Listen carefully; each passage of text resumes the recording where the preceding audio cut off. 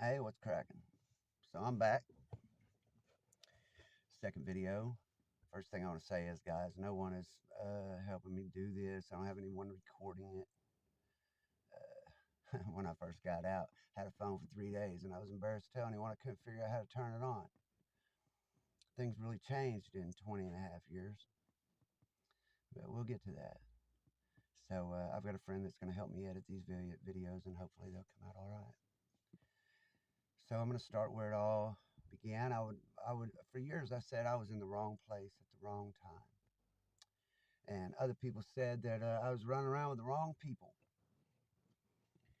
As much as I would like to say that that's the truth, it simply is not. So my family loved me very much. We didn't have a lot of money, but I was always loved. I was always taken care of. My friends were not bad guys. They were good kids. We lived in a little country town. So I was poor, but I was very popular in school. I was first string in all the sports. I went to church every Wednesday and Sunday with my grandmother. I was the all-American kid. Mostly A's in school with a few B's. Everyone loved me. And had a friend come to school. And we were kind of like in a popularity contest, I guess, rival over who would do what. And we got in this little thing where people would dare us to do things. And it became a little game that I wouldn't back down from a dare, and nor would he. And it was kind of a little competition. Well, my mother was poor, and we didn't have a lot of money, though my dad did work a steady job in the feed mill. There was just a lot of us. My mother had 4 kids, and he had 2. Gave him 6 total. No help from my father. Um, I didn't have a strong father figure in my life, but I did have good uncles, and my grandfather was a good man. Uh, so can't blame it on not having a father figure either, because my stepfather did his best. And he was a good man, and he worked every day. But for some reason, when I was 15 years old, I got this thing in my head and decided that my mother didn't love me anymore. And she was always everything to me. And she told me about a week before it happened that nothing I could do would stop her from loving me, ever. It wouldn't matter if I killed somebody. And now she'd say, I'll be damned if you didn't go do it to see. Because she spent the next 20 and a half years proving it to me, and she still does every day. My mother has always and will always be my best friend. And of course, my wife is my best friend. I say that my wife and my mother are the reason that I'm still free today. They're the reason I want to be a good man. They're the reason that now I am a good man. I may have a bad history. I may have spent 20 years in prison, but if you're on the side of the road, I'm the guy you want to see you, because I'll help you out.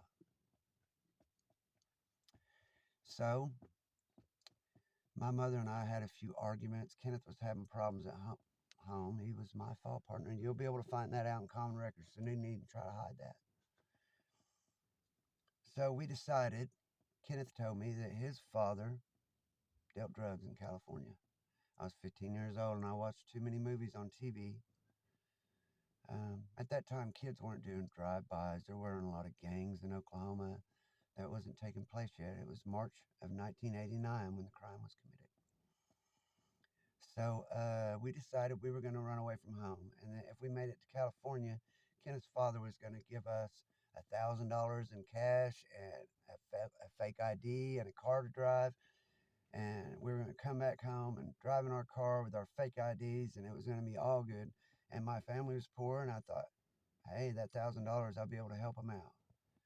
I used to work in the summertime mowing yards, helping my uncles roof houses, and I would use that money to buy my school clothes so people wouldn't know how poor I was. I would walk a mile to school because I was ashamed of the car my stepdad drove. I didn't want the kids at school, my popular friends, to see how poor I was and what I drove. I would spend the night with them, but I would never let them spend the night with me.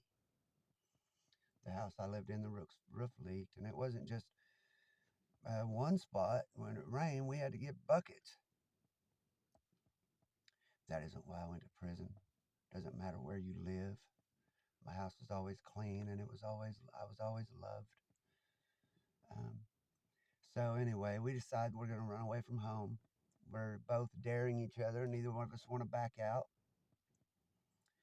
We had a rifle. Kenneth had never shot a rifle. The rifle was mine. I loaded it. I don't know why.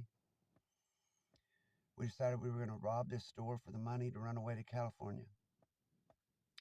The kid who was with us that drove, he never went into the store. He wasn't going to go with us. He was just taking us there to get some beer for a party he was at.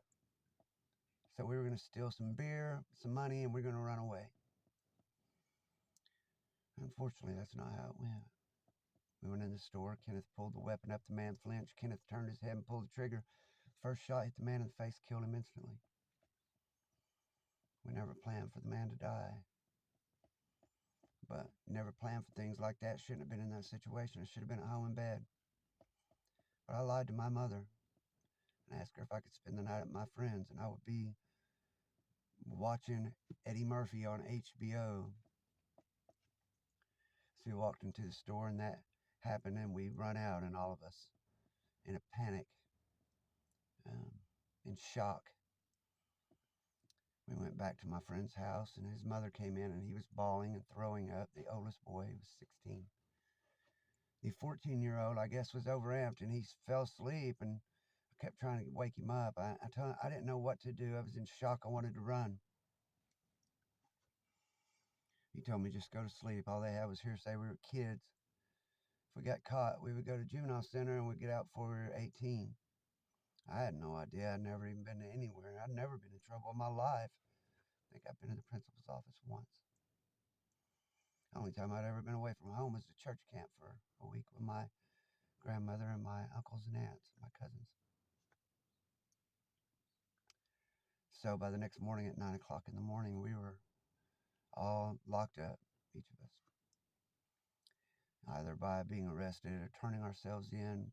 We didn't realize what we were doing. We were all telling on ourselves and didn't even realize it. To make a long story short, the oldest boy turned state's evidence against myself and Kenneth. I don't blame him. I mean, at his age, he had his mother pressuring him, and he had never been in trouble in his life. They threatened him with a death penalty. He never went in. Didn't have a lot to do with it. He shouldn't have been there. I don't hate anyone who was involved. It was all one big mistake. I love Kenneth. I love David. I'm sorry to the family, and I've spoken about that. Most of all, I'm sorry to my mother. My mother has post-traumatic stress, and it's all from my actions. She shakes when she talks. She can't handle a lot of stress. You would think the guy going through it from 15 to 35 would be the one shaking, right?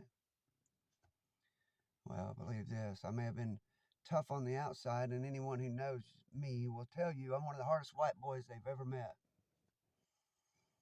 I'm not proud of it, but while I was in prison, I stabbed 3 different people, and I beat like 5 of them down with locks, and I've been stabbed, and I've been beat with locks, and I've been in gang fights, and I've been in over 60 fights in my life. Like I said, I don't think I'm tough, not proud of it. I didn't do it because I'm tough. I did it to survive. So, in my next videos, I'm going to go in each place I went to. I'm going to start with the Berry House. Then I was certified and I went to the county jail. I'm going to talk about each of those places. And then to A&R, reception. Then I went to the yard in Lexington. From there to maximum security, Oklahoma State Penitentiary. From there to high medium max Connors, Dick Connors Correctional Facility. Back to Lexington for a while. Then to Granite. Several different privates, and then back in the state system. Did a lot of moving around. There weren't many places I didn't go to or many things I didn't see. I've been through so many things you'll never imagine. I've had so many games ran on me. I've done so many things I'm not proud of, just trying to survive. When it all started, I was 5'6", I weighed 135 pounds, like I said before. I think I had 3 hairs on my right arm. Not one on my face. Didn't look like I do now. Everyone thought I was pretty. When I got to McAlester, guys on the next run, when I was at 4, I got moved around to them. They were talking like there was a beautiful woman headed their way. But we'll get to that. We'll get to that. You guys stay safe. Catch you in the next one. Peace.